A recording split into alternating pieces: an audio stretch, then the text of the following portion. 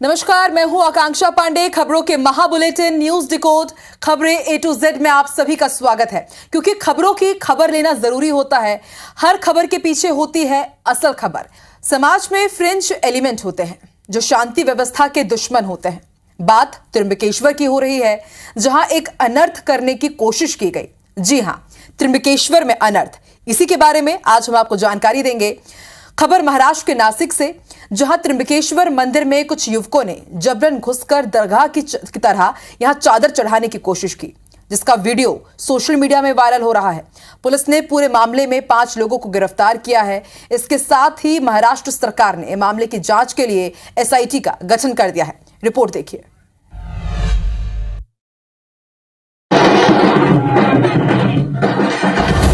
सिर पर फूलों की टोकरी, लोभान का धुआं और इन लोगों के साथ टोपी लगाए युवक और पीछे से आती ढोल नगाड़ों की आवाज। आप ये सोच रहे हैं कि ये लोग किसी दरगाह में सजदा करने जा रहे हैं, तो आप पूरी तरह से गलत हैं। ये लोग किसी दरगाह में नहीं जा रहे हैं, बल्कि ये लोग त्र्यंबकेश्वर ज्योतिर्लिंग के परिसर में ज्योतिर्लिंग में चादर चढ़ाने जा रहे हैं। मामला 13 मई का बताया जा रहा है। आप देख सकते हैं कि सिक्योरिटी गार्ड के मना करने के बाद भी ये युवक मंदिर के अंदर घुसते चले गए। आरोपी युवक ज्योतिर्लिंग पर हरी चादर चढ़ाने की कोशिश में थे, लेकिन वक्त रहते मंदिर प्रबंधन ने युवकों की इस कोशिश को नाकाम कर दिया। हालांकि युवकों ने मंदिर में घुसने के बाद वीडियो भी बनाया, सोशल मीडिया पर इस वीडियो को वायरल भी किया, जिसके बाद महाराष्ट्र पुलिस एक्शन में आ गई। पुलिस ने 5 लोगों को गिरफ्तार कर लिया है। पूरी घटना पर महाराष्ट्र के CM एकनाथ शिंदे ने लोगों से कानून व्यवस्था बनाए रखने में सहयोग करने की अपील की है। ये राज्य में सभी जाति पाति के लोग रहते हैं और कानून व्यवस्था बनाए रखने की जिम्मेदारी शासन की है, प्रशासन की है, लेकिन उसमें नागरिक जो है उन्होंने भी सहयोग करने की आवश्यकता है। ऐसा आह्वान मैंने कल किया हुआ है। वहीं दूसरी तरफ महाराष्ट्र के डिप्टी CM और राज्य के गृह मंत्री देवेंद्र फडणवीस ने मामले की SIT जांच के आदेश दे दिए हैं।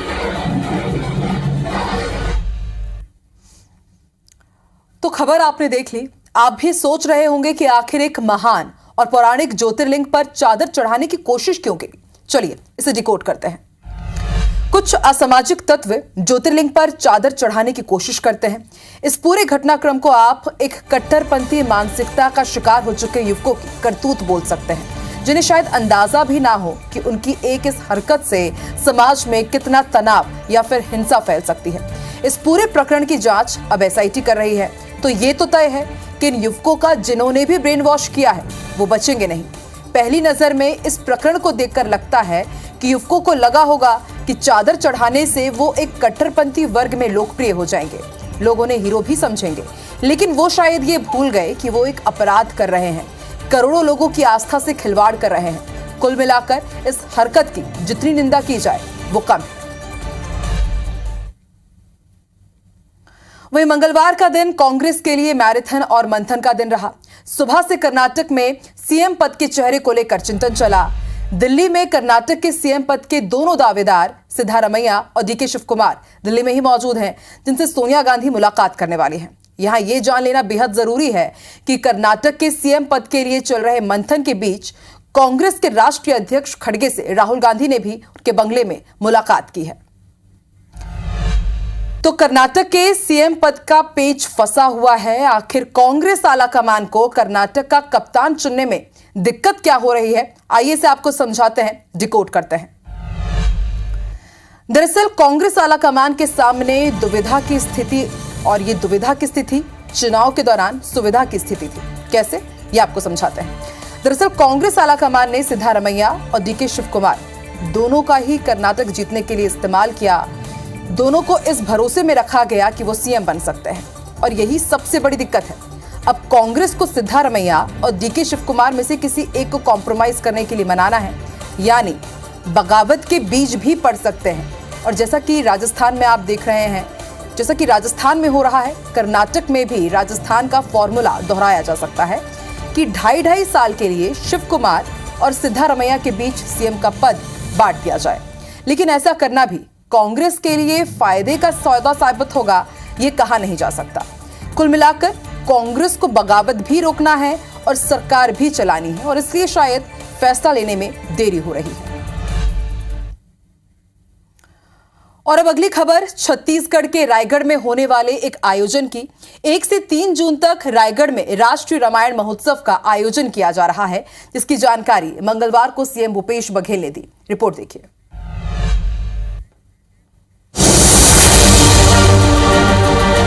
सालों तक बीजेपी भगवान के नाम पर राजनीति करती आई है और लग रहा है कि अब कांग्रेस को समझ में आ गया है कि राजनीति में राम का नाम ही उसके लिए संजीवनी साबित होगा।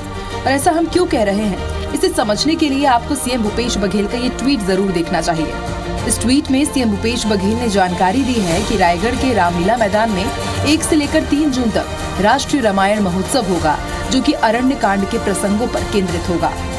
आपको यह सूचित करते हुए मुझे बहुत हर्ष हो रहा है कि रायगढ़ के रामलीला मैदान में 1 जून से 3 जून तक हम रामायण महोत्सव का आयोजन कर रहे हैं। वहीं दूसरी तरफ मध्य प्रदेश में कांग्रेस ने मंगलवार को सभी जिला और विधानसभा मुख्यालयों के मंदिर में हनुमान चालीसा का पाठ किया, जिसके बाद बीजेपी कांग्रेस के बीच बजरंगबली के राजनीतिकरण पर बहसबाजी देखने को मिली। अब आप ये देख रहे होंगे ये बजरंगबली का कैसे राजनीतिकरण कर रहे हैं। कल इनके जो दामाद जी थे रावट बाड्रा जी, वो कह रहे थे बजरंगबली और हनुमान दोनों अलग अलग हैं, और आप कह रहे हो कि आज धन्यवाद देने जा रहे हैं। वो कोई राहुल गांधी है क्या? जिस विचारधारा का जन्म ही धर्म के आधार पर देश को तोड़ने के लिए हुआ हो, वो कांग्रेस पर आरोप लगा रही कि हम लोग बजरंगबली के नाम पर राजनीति कर रहे हैं। यानी राम और उनके भक्त बजरंगबली के नाम पर मध्य प्रदेश छत्तीसगढ़ में राजनीतिक स्कोर करने की रेस लगी है। बाजी किसके हाथ लगती है, राम और बजरंगबली का साथ किस प्रदेश में किसको मिलता है, ये कुछ महीने बाद पता चल ही जाएगा। तो आपने मध्य प्रदेश और छत्तीसगढ़ की खबर देख ली। मध्य प्रदेश में कर्नाटक के बजरंगबली का मुद्दा छाया हुआ है और छत्तीसगढ़ में राम नाम केंद्रित सियासी हवा चल रही है। आखिर क्या है इसके मायने, आइए डिकोड करते हैं। तो जैसा कि हम सब ने देखा कि कर्नाटक में बजरंगबली का मुद्दा उछला, बीजेपी को लगा कि इसका फायदा उसे मिलेगा। पीएम मोदी तक ने अपनी सभाओं में बजरंगबली की जय के नारे लगवाए, लेकिन फायदा मिला कांग्रेस को। इसके बाद कांग्रेस को लग रहा है कि हिंदू प्रतीकों और भगवानों पर होने वाली राजनीति का उसे शायद फायदा मिल सकता है, अगर वो उसे ठीक से कैश करे तो। वहीं मध्य प्रदेश में कांग्रेस यही कर रही है। वो खुद को हिंदुत्व का पैरोकार साबित करने पर तुल गई है और इसका जरिया बने हैं बजरंगबली। वहीं बात छत्तीसगढ़ की अगर की जाए तो सीएम भूपेश बघेल अपने सॉफ्ट हिंदुत्व का कार्ड तब से ही खेल रहे हैं जब से वो सीएम बने हैं। गाय, गौठान और कौशल्या मंदिर, राम वनगमन पथ के सहारे सीएम भूपेश बघेल ने अपनी इमेज हिंदुत्व के समर्थक और संरक्षक वाले नेता की बना ली। राष्ट्रीय रामायण महोत्सव का आयोजन इसी बात का संकेत देता है कि सीएम भूपेश बघेल बीजेपी को यही बताना चाहते हैं कि राम पर सिर्फ बीजेपी का ही कॉपीराइट नहीं है। और अब अगली खबर मध्य प्रदेश से, जहां मंगलवार को बीजेपी के निशाने पर पूर्व सीएम दिग्विजय सिंह रहे। मसला एचयूटी के कट्टरपंथी सदस्यों के जाकिर नाइक के संबंध का था और दिग्विजय सिंह का एक पुराना बयान बीजेपी को उन पर हमला करने का एक और मौका दे गया। रिपोर्ट देखिए।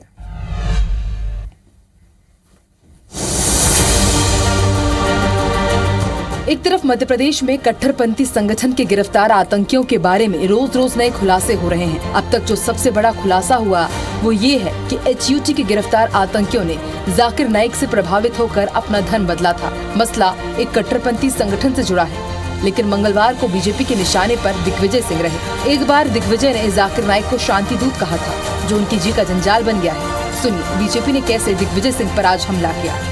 मिस्टर बंटाधार जी, आप और आपके चेले कभी हिंदू पे, कभी हिंदुत्व पे, कभी सनातन पर सवाल उठाते हो। इनको समर्थन देने वाली ताकतें वही कांग्रेस के जीन्स में हैं, जिनमें दिग्विजय सिंह जैसे लोग एक कहते हैं कि हम हिंदुत्व के तो विरोधी हैं, अल्पसंख्यक समुदाय को खुश करना है तो हिंदुत्व पर आक्रमण करते हैं और इधर सनातन की बात भी करते हैं। और बात यही खत्म नहीं होती।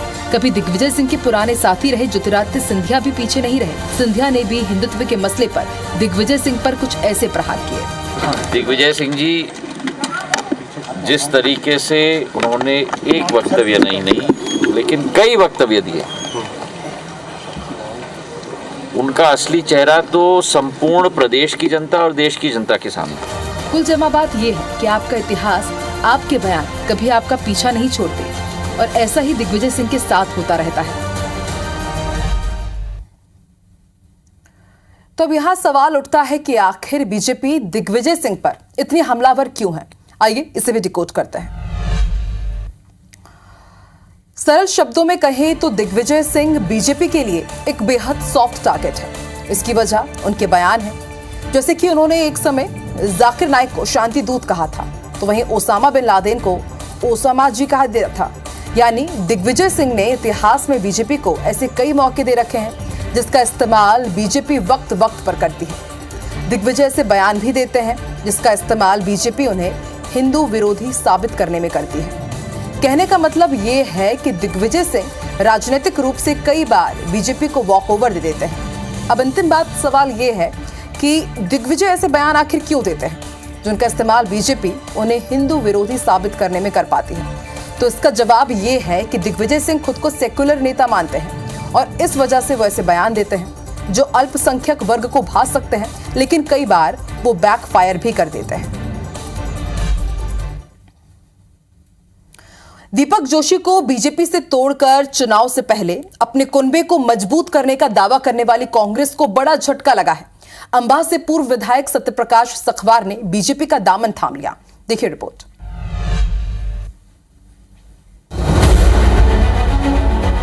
मध्य प्रदेश में चुनाव से पहले एक और नेता ने पाला बदल लिया। इस बार झटका लगा है कांग्रेस को। दीपक जोशी के कांग्रेस ज्वाइन करने के एक हफ्ते बाद ही कांग्रेस नेता और अंबा सीट से बीएसपी के पूर्व विधायक रहे सत्यप्रकाश सखवार ने बीजेपी ज्वाइन कर ली। मगर चुनावी साल में बीजेपी के भीतर भी बगावती तेवर लगातार उठ रहे हैं। पूर्व मंत्री अनूप मिश्रा और पार्टी की सीनियर नेता जय सिंह कुशवाहा को सुनिए। मैं दक्षिण से चुनाव लड़ रहा हूँ। तैयारी पूरी है? मेरी तैयारी तो हमेशा पूरी रहती है। जब मुझे हमेशा सीटें बदल के लड़ने का आदेश मिला पार्टी की तरफ से, तो मैं उन सीटों पर भी लड़ा हूँ। कार्यकर्ताओं में तो कोई गैप नहीं है, लेकिन कार्यकर्ताओं नेताओं में मुझे गैप दिखाई देता है। वो कार्यकर्ताओं के लिए न मंत्री समय निकाल रहे हैं न मुख्यमंत्री समय निकाल रहे हैं। उनको समय निकालना चाहिए। विंध्य से नारायण त्रिपाठी, मालवा से दीपक जोशी के विद्रोह के बाद अब ग्वालियर चंबल से उठ रही बगावत और नसीहत को बीजेपी चाहे जो भी एंगल दे, लेकिन कांग्रेस को जरूर सवाल उठाने का मौका दे दिया है। 2023 में कांग्रेस पार्टी की सरकार बनेगी, प्रचंड बहुमत से बनेगी। अब इसलिए क्योंकि जनता समझ चुकी है कि एक आध दो बराबर पे रहेगी या एक आध दो से ऊपर नीचे होगी तो तोड़ सकते हैं। ये घातक लोगों कुछ भी हमला कर सकते हैं, पैसे से, भाव बल से, शक्ति से। तो जनता अब जहां बहुमत दे रही है कांग्रेस को, ऐसा बहुमत दे रही है कि तोड़ फोड़ नहीं कर पाए। बहरहाल चुनावी मौसम में दल बदल कोई बड़ी बात नहीं, लेकिन वक्त रहते असंतुष्टों को मनाया नहीं गया तो एक बड़ी जमात के इधर उधर आने जाने से सारे सियासी समीकरण ध्वस्त हो सकते हैं।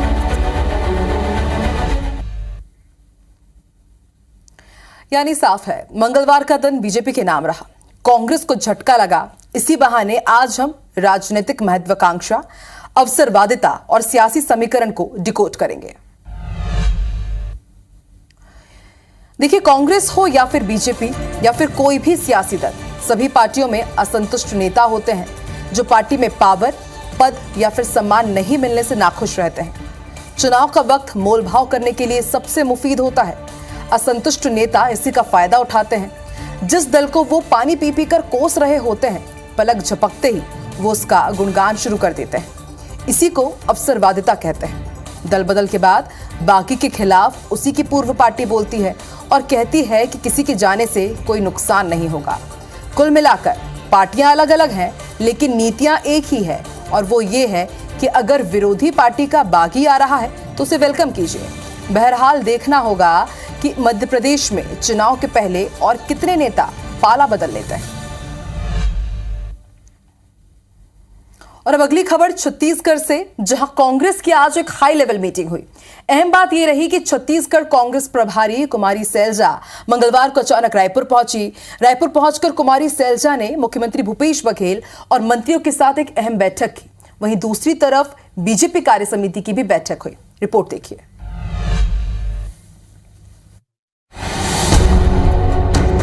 गाड़ियों के इस काफिले को देखिए। ये काफिला कांग्रेस छत्तीसगढ़ प्रभारी कुमारी शैलजा का है। जो मंगलवार को अचानक रायपुर पहुंची। कुमारी सैलजा के रायपुर दौरे की जानकारी प्रदेश कांग्रेस कमेटी के नेताओं तक को नहीं थी।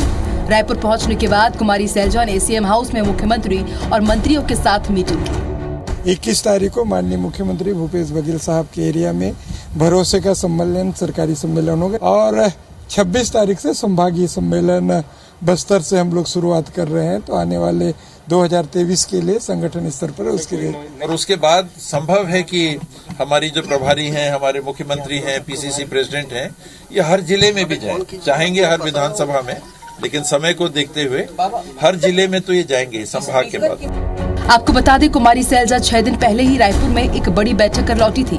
कुमारी सैलजा के अचानक रायपुर दौरे को लेकर बीजेपी ने संकेतों में कहा है कि कांग्रेस में कुछ ठीक नहीं चल रहा है। प्रभारी आते हैं तो कुछ न कुछ विषय को लेकर आते हैं और जो प्रदेश में हलचल हो रहा है, एक महत्वपूर्ण विषय वो भी है।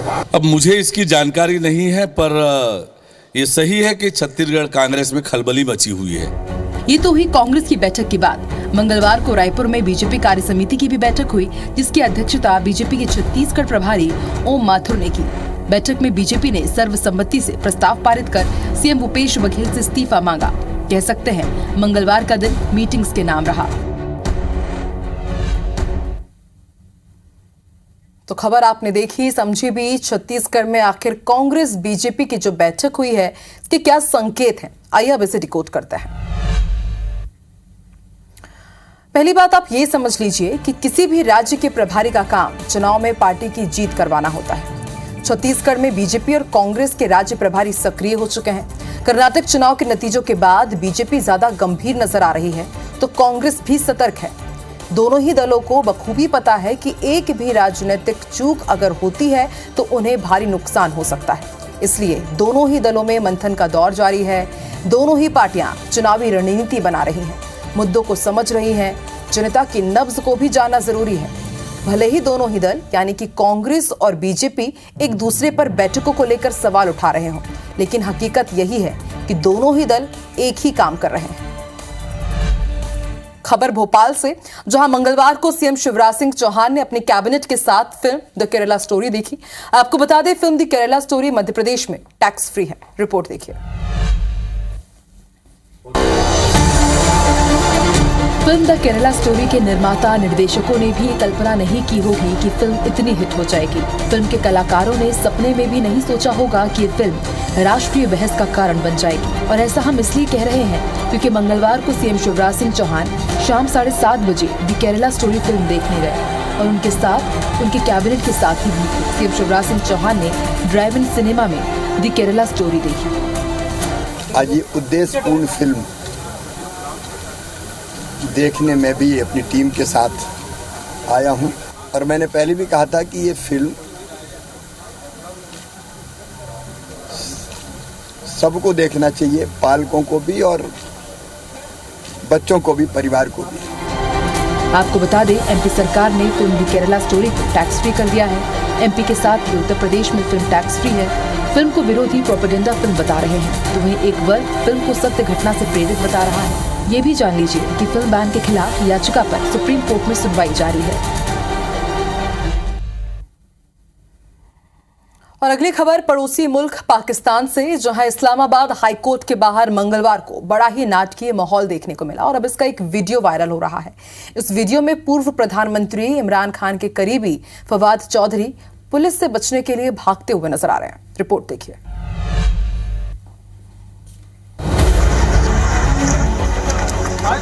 सफेद कुर्ते में बड़े ही अकड़ के साथ एक बिल्डिंग से निकलते शख्स को देखिए। सफेद कुर्ता वाला शख्स गेट के बाहर निकलता है और ठसक के साथ एक बड़ी सी गाड़ी में बैठ जाता है। वो दरवाजा बंद करता है और अचानक उसकी नजर सामने खड़े एक वाहन पर पड़ती है और अचानक ये शख्स बदहवास सा अपनी कार से उतरता है और भागते हुए लोगों को धक्का देते हुए जिस गेट से बाहर आया था वहीं घुस जाता है। लोग सफेद कुर्ते वाले शख्स को भागता हुआ देख हैरान रह जाते हैं। अब आप भी सोच रहे होंगे कि आखिर माजरा क्या है। चलिए आपको पूरा मामला बताते हैं। दरअसल सफेद कुर्ते वाले शख्स पाकिस्तान के पूर्व केंद्रीय मंत्री फवाद चौधरी हैं। जो एक मामले में जमानत मिलने पर इस्लामाबाद हाई कोर्ट से बाहर निकले थे, वो कोर्ट परिसर से बाहर आए और अपने सफेद SUV में बैठ गए। हालांकि कोर्ट के बाहर पुलिस को देखकर वो घबरा गए और गिरफ्तारी के डर से वापस इस्लामाबाद हाई कोर्ट परिसर के अंदर ही भाग गए।